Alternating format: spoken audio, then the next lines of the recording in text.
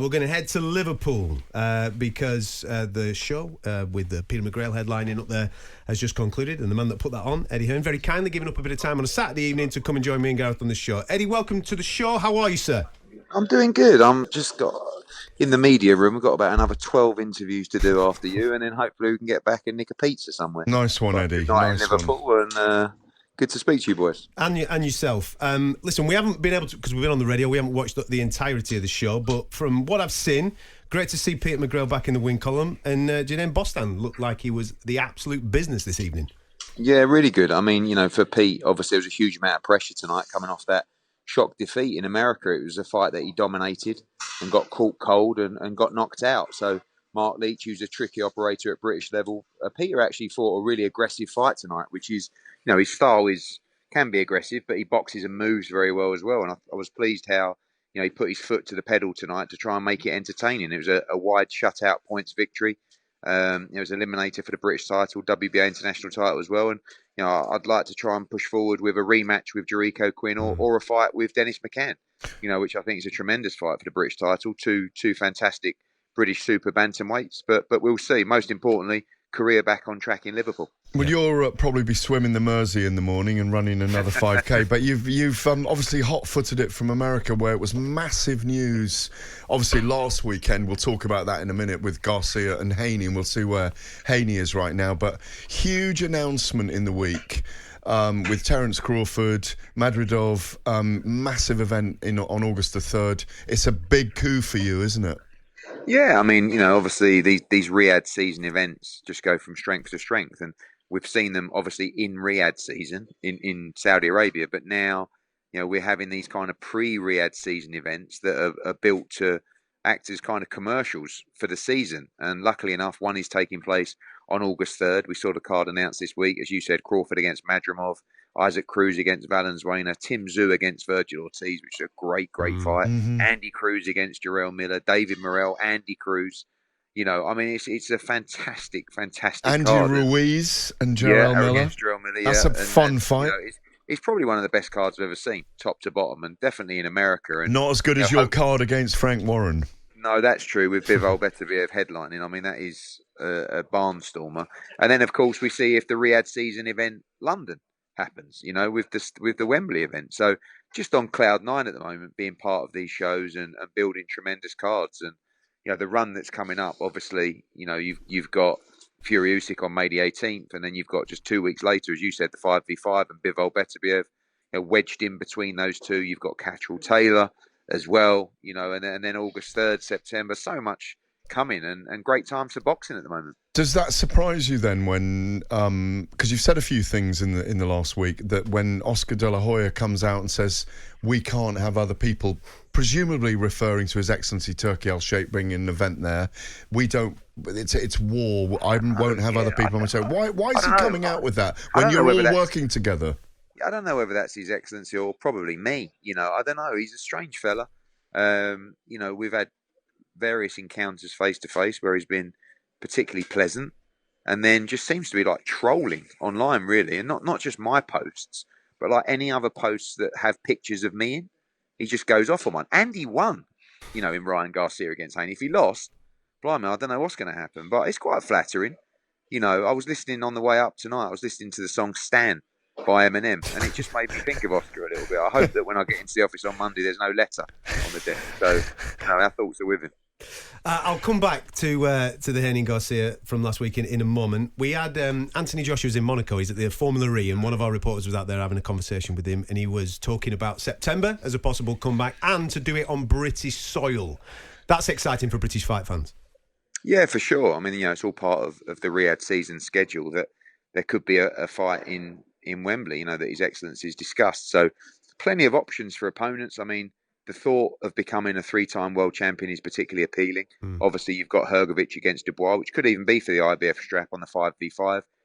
If Wilder beats Zhang, he puts himself right back in the hat for an AJ fight. You've got Fury Usyk coming up May the 8th. Honestly, anything is possible right now in the heavyweight division. But certainly for AJ, August, September, and would love to have a fight back on home soil. We were discussing earlier the possibility that, let's say it plays out that Fury and Usyk have a close draw, or they fight again in November and it's not conclusive on May the 18th. And so if Anthony Joshua were to fight, say, Flip Hrgovic or Danny Dubois, the winner of that, and he wins that and he gets the IBF strap, if Deontay Wilder knocks out Zhang, there's every possibility that in the interim, we will get that Joshua Wilder fight as well. Yeah, I mean, that puts him right back in it. And, you know, I said to Deontay and His Excellency said to him, you win this fight, you're back into huge fights. And this is a huge fight in itself. Two massive punchers in Wilder Zhang. I love that fight.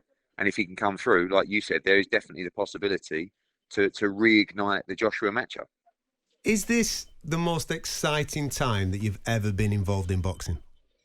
Yeah, it is, because, you know, the opportunities are endless and the vision is endless. You know, I know that Thank You, His Excellency gets sort of bounded around a lot at the moment, but, you know, Gareth will know, and people that have spent time with him, he is, you know, he's a good guy. And he's a maverick genius. He's a maverick genius. Full of energy and love for the sport. So this isn't just about some, you know, country coming in wanting to spend money on this thing called boxing. This is a passion that he has, and the cards that he's building, you've never seen anything like it before.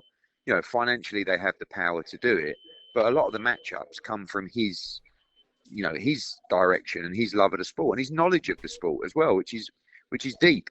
So, you know, for me, we're seeing some great cards from Matchroom. You know, like I said, Catterall Taylor coming up. You've got Bam against Estrada coming up. We've just signed Jaron Ennis.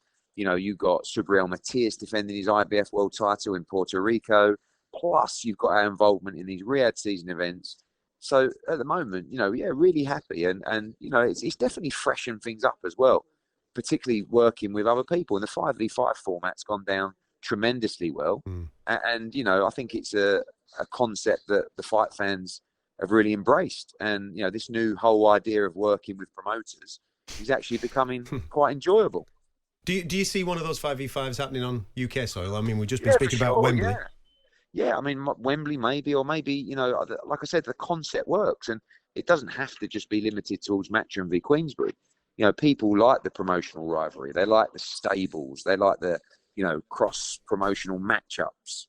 And as you've seen by the success of the 5v5, and I honestly believe with the build-up on the night, on fight week, and with the fights itself, I think fans are going to absolutely love it. Regarding the scheduling of that night, because I've been thinking about it, how do you start that night off? I mean, are you talking about the order of fights? Yeah, because I would say you would start with Craig Richards against Willie Hutchinson, and then you would go into featherweight. Ray Ford against Nick Ball, or Hamza Shiraz against Amo Williams. Yeah, obviously one's a world title, one's a middleweight final eliminator, and then you go into the two heavyweight matchups, which will be firstly Hrgovic against Dubois, and then Wilder against Zhang. And then into Bivol Beterbiev. I mean, it's absolutely breathtaking. Would there be a conversation to actually start the night with Wilder Zhang? The reason why I say that is because, from a marketing point of view, if you were to pitch that to British, I mean, fans are in anyway. I think they're in for the main event. Yeah, but you kind of build up the night. You build up the pay-per-view. What a bang that is! Yeah, straight I agree. in. But even you know, Hutchinson against Richards is going to be a tremendous fight. I mean, it's a pure 50-50. You're talking about kind of European fringe world level guys, you know, in a must-win fight between two Brits. So look, they're all brilliant matchups, but the night's going to grow and grow, and looking forward to heading out there for May 18th and June 1st. Having covered the sport a long time, you talk about rivalries between promoters at the moment. It's very rewarding to sit with you and Frank at the moment, where the levels of cooperation. When we sat in the room with you the other day, when we did our media, you did your media roundtables on the Tuesday after the Beterbiev Bivol press conference. You like to talk, Frank likes to talk, but it was almost like you were a double act, and there seemed to be I don't want to say that you're getting on like a house on fire, but there seems to be a seamlessness between you both at the moment. Yeah, I mean, I think, look, he's put me through it over the years, and vice versa, to be honest with you. I mean, there was a time when I started out where he was doing everything he could to end me, really, you know, and he's a brilliant applier of pressure. He is. You know, and like, I felt it, don't get me wrong, you know, and I think the fact that I come through it, I think he probably, I'd like to think, half respects what I've done and how I've battled away, and, you know, and the fact that we've kind of, you know, my dad always said to me, you know, you'd get on with Frank socially, but we've just never done business with him. And he was right. You know, we've had plenty of dinners together, and we have got on socially. We share a deep love for the sport. We love to win. You know, we love to give fighters opportunities. And so there's a lot of similarities there. And obviously, because everybody's benefiting from these formats and from Riyadh season in terms of the promoters that are involved for our business, but particularly for the fighters. Initially, when it started, it was very much let's not mess this up. I know we don't like each other, but let's just do as we're told. Actually, let's work closer together. Let's look at opportunities. Let's make other matchups. And we've realised, one, how good it is for the sport, but actually how enjoyable it is as well. Like I said, I feel a little bit revived in the sport at the moment. And, you know, long may it continue. On AM, on DAB, via the talkSPORT app and on your smart speaker. talkSPORT.